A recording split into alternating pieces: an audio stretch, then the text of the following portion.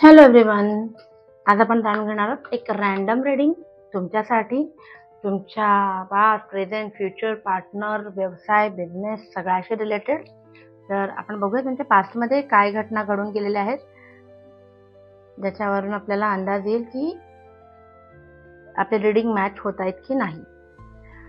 पास्टमध्ये तुमची आर्थिक परिस्थिती फारशी नव्हती, पण तुम्ही तो जो एक पिरियड होता तो तुम्ही कॅरी करू शकलात, तो पिरियड निभवू शकलात, कारण तुमच्यासोबत तुमची एक व्यक्ती तुमच्यासोबत होती जी तुमच्याशी कायम प्रामाणिक होती. पास्टमध्ये काही इमोशनल इन्व्हॉल्वमेंट होत्या तुमच्या, जेव्हा ते रिलेशनशिप होते त्या व्यक्तींसोबत, तेव्हा त्या ॲक्च्युली खूप छान फ्लोरिश झाल्या होत्या. तुमची इमोशनल फुलफिलमेंट व्हायची त्या व्यक्तीच्या तुमच्या आयुष्यात असल्यामुळे. आणि ही व्यक्ती तुमच्या आयुष्यामध्ये अचानक आली होती, ओळखीच्याच लोकांमधनं आली होती असं दिसतंय. आणि त्या व्यक्तीने तुम्हाला तुमच्या वाईट दिवसांमध्ये सुद्धा साथ दिली. म्हणजे पहिलं कार्ड हे चालू होतं की एक व्यक्ती तुमच्या आयुष्यात आली अचानक ओळखीतून, आणि नंतर तिने तुमच्या वाईट दिवसांमध्ये सुद्धा साथ दिली, आणि ती व्यक्ती तुमच्या आयुष्यात होती म्हणून तुम्हाला असं वाटायचं की तुमच्या आयुष्याला अर्थ आहे, रिलेशनशिप खूप छान होतं. ठीक आहे. पण मग आता प्रेझेंटमध्ये काय झालं तुमच्यासोबत ते बघूया. प्रेझेंटमध्ये काय झालं म्हणजे प्रेझेंटमध्ये काय चालू आहे. प्रेझेंटमध्ये आलं की तुम्ही स्वतःला काही गोष्टींमध्ये इतकं इन्व्हॉल्व करून घेतलं की एक गंभीर स्वरूप आलंय तुम्हाला, कारण तुम्हाला ना भविष्याशी संबंधित काही महत्त्वाचे निर्णय तुम्हाला आत्ताच घ्यायचे आहेत. बघा, हा राजा आहे आणि हा आर्मरी वगैरे घालून बसलेला आहे, म्हणजे हा is ready to fight any situation.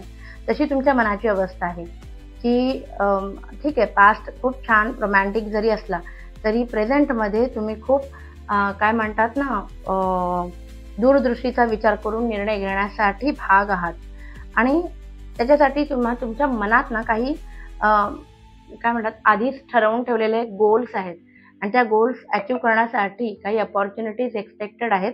ती अपॉर्च्युनिटी आल्याशिवाय आपण पुढे जायचं नाही असं तुम्ही ठरवलेलं आहे.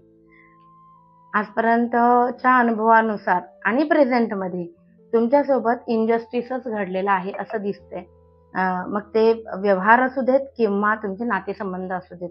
तर प्रेझेंट टेन्समध्ये तुम्हाला असं वाटतं की माझ्यासोबत काही घटना ज्या आहेत त्या मनासारख्या घडल्या नाहीत आजपर्यंत, आणि असंच आत्ता पण चालू आहे. तर आपण बघूया की फ्युचरमध्ये काय घडणार आहे. फ्युचरमध्ये घडणार आहे की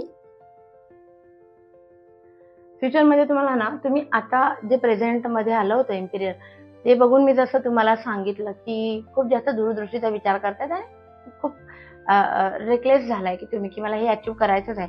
पण या सगळ्यामध्ये ना तुम्ही तुमच्या तब्येतीकडे दुर्लक्ष करताय. भविष्य काळामध्ये तुम्हाला जबरदस्तीने, तुम्ही जर आत्ता नाही अलर्ट झालात तर तुम्हाला रेस्ट घ्यायची वेळ येणार आहे, कारण आजार पण येऊ शकतं. एस ऑफ वॅन्ड्स आहे, जे मगाशी कार्ड आलं होतं प्रेझेंटमध्ये, की तुम्ही एका अपॉर्च्युनिटीची वाट बघताय. ती अपॉर्च्युनिटी फ्युचरमध्ये येणार आहे. युनिव्हर्स तुम्हाला स्वतःहून समोरून ती संधी प्राप्त करून देणार आहे. काही गोष्टींमध्ये घराचं बांधकाम असेल किंवा नवीन घर विकत घेणं असेल तर तुम्ही घरातल्यांशी चर्चा न करता काही करू नका, कारण थोडं पोस्टपोन होणार आहेत गोष्टी असं दिसते. तर हे झालं ओव्हरऑल तुमचं पास्ट, प्रेझेंट आणि फ्युचर. मग आपण बघूया की तुमच्या येणाऱ्या भविष्यकाळामध्ये तुमचं लव्ह रिलेशनशिप कसं असणार आहे. If you are married, if you are not married, तरी सुद्धा हे मॅटर करणार आहे की तुम्ही तुमच्या पार्टनरसोबत, म्हणजे एक्झिस्टिंग और जी कोणी आयुष्यात येणार आहे तिच्यासोबत तुमचं मॅरिटल लाईफ कसं असणार आहे हे आपण बघूया. जर तुम्ही मॅरिड असाल तरीही हे ॲप्लिकेबल होणार आहे, आणि नसाल तरीही ॲप्लिकेबल होणार आहे. द इम्प्रेसचं कार्ड आलं आहे. If you are married, babies होण्याचे योग आहेत. बेबीजसाठी हा एकदम योग्य वेळ आहे.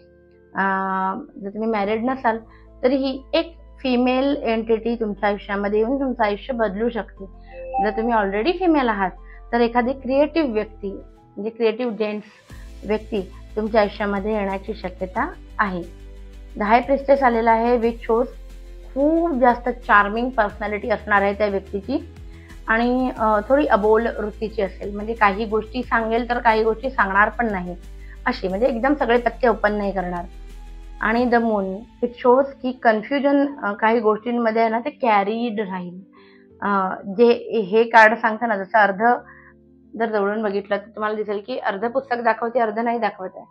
तसंच कोल्हा हे चित्र सरळ करून दाखवलं तर द मून आहे, कोल्हा पण आहे, कुत्रा पण आहे, सूर्य पण आहे, तर चंद्र पण आहे. सो एक वेगळीच प्रकारचं कन्फ्युजन जे आहे ते क्रिएट झालेलं आहे. सो तुमच्या रिलेशनशिपमध्ये सुद्धा काही गोष्टींवर क्लॅरिटी यायला थोडा उशीर होईल असं दिसतंय. मग आता आपण याच्यातनं मार्ग कसा काढायचा, की तुमचा ॲटिट्यूड कसा असायला हवा ओव्हरऑल सिच्युएशनकडे बघताना. ठीक आहे, ते बघूया आपण. तुमचा ॲटिट्यूड कसा असायला हवा. द डेजचं कार्ड आलेलं आहे विच शोज की तुम्हाला 100% गॅरंटी आतून हवे की सिच्युएशन आता कशी असली तर येणाऱ्या भविष्य काळात मी ती 100% 360 डिग्री चेंज करू शकतो किंवा चेंज करू शकते. हा आत्मविश्वास तुमच्यामध्ये असायला हवा, तुमचा ॲटिट्यूड जाणून घेता. ठीक आहे, तर आपण बघूया तुमचं लव्ह रिलेशनशिप बघितलं आपण. तुमचे फायनान्सेस कसे असणार आहे ते बघूया. फायनान्सच्या बाबतीमध्ये काढाले सुंदर द मॅजिशियन आणि ओके 2 ऑफ सॉर्ड्स. मॅजिशियन सांगतं की तुमच्याकडे इतके गुण आहेत ना की लाथ मारीन तिथे पाणी काढीन असा एक प्रकार होणार आहे पुढे जाऊन, आणि ज्यात पण तुम्ही हस्तक्षेप कराल तिथून तुम्हाला पैसे कमवता येईल. म्हणजे मग तो बिझनेस असू दे, नोकरी असू दे, शेअर मार्केट असू दे, ब्रोकरेज असू दे, काही असू दे, पण तुम्ही त्यात उतरलात तर तुम्हाला त्याच्यामध्ये काहीतरी अचीव करता येईल. आणि 2 ऑफ सॉर्ड्स जे रिव्हर्स पोझिशनमध्ये आलेलं आहे विच शोज की फायनान्सच्या रिलेटेड आजपर्यंत तुमच्या डोळ्यांवरती एक पट्टी होती ती निघून जाणार आहे आणि क्लॅरिटी येणार आहे फायनान्सच्या बाबतीत. लव्ह रिलेशनशिपच्या बाबतीमध्ये होतं की क्लॅरिटी येणार नाही, पण हे मॅटर करतं की फायनान्सच्या बाबतीत तर आलेलं आहे. हेल्थचं आपण बघितलं की तुम्ही खूप जास्त दगदग करताय, सो हेल्थबद्दल बघण्याची गरज नाही आहे. अजून काही जाणून घ्यायचं असेल तर मला कमेंटमध्ये लिहा, नेक्स्ट व्हिडिओमध्ये मी ते नक्कीच हे करीन. तर तुम्ही अजूनही व्हिडिओला सबस्क्राईब केलं नसेल माझ्या चॅनलला तर प्लीज करा. Please like, share and subscribe to my channel. ही प्रार्थना नेहमीप्रमाणे मी म्हणतच असते आणि आपली ही जॉईंट फॅमिली अशीच वाढत राहू दे. Thank you so much. Bye bye.